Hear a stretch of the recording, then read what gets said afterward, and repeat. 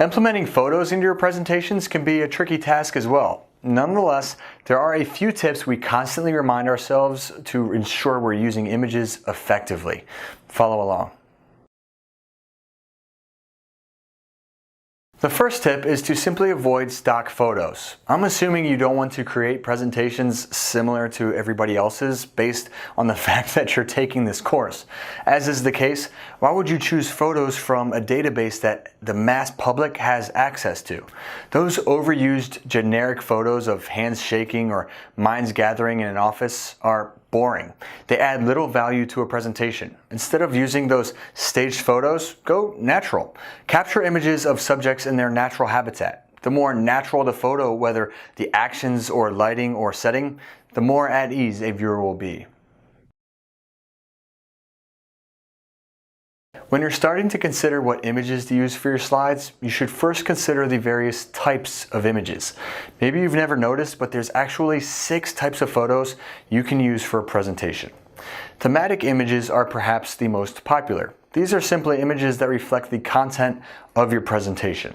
Your job is easy. Select appropriate images that match your concept and your theme. Next is the abstract image. These are photos that really look more like designs. They make for great backgrounds as they're not too loud. If you like abstract images, do your best to find ones that evoke the right feeling for your topic. One way to use your own photos is through real-life images. These are photos you may see in an album or even on your own Instagram.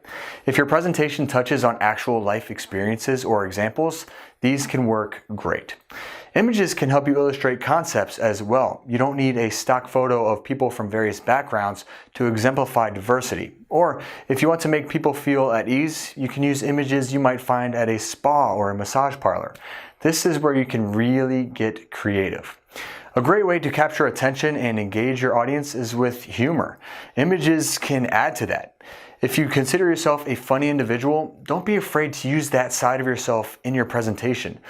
Seth Godin falls under that category of public speakers and once turned a photo of bats upside down to make them look like they were at some sort of bat party. Attention captured indeed. And the last type of image you can use is the evocative image. These are the ones that pull on your emotions in a different sense. They're powerful, ones that make people want to act and change the world. Just be careful. Know your audience's limits before you go too far. My third tip is to consider full screen images. Some photos are just meant for the big screen. Don't hold them back. Images can be more impactful if they're used as a full screen background rather than a smaller image off to the side. Just be careful the elements in the photo don't take away from the text or other content in the foreground. If some portion of the image runs off the page too, that's okay. Your image can take up a large portion of the page while the remaining is just used for text. Just make sure you crop accordingly. This next tip comes with using common sense, but is often ignored.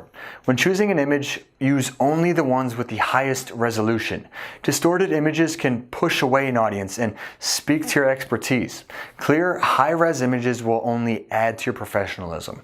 If you're using PowerPoint or Visme, use images bigger than 1024 by 768 pixels. Or if you're using presentation tools with a cinematic feel, go even bigger. 1366 by 768 pixels should be your starting point. Images can become easily blurred when enlarged past their intended use. Keep dimensions the same as when you took or downloaded that photo. Holding the Shift button down can help in some software to prevent distortion. And considering all the tips thus far, one common theme is only using one image per slide. The one exception is with a well-organized collage. In this case, the group of images seamlessly comes together as one. But if you have multiple images randomly scattered throughout your slide, you're making a mistake. Don't be afraid to crop an image to really focus on one element.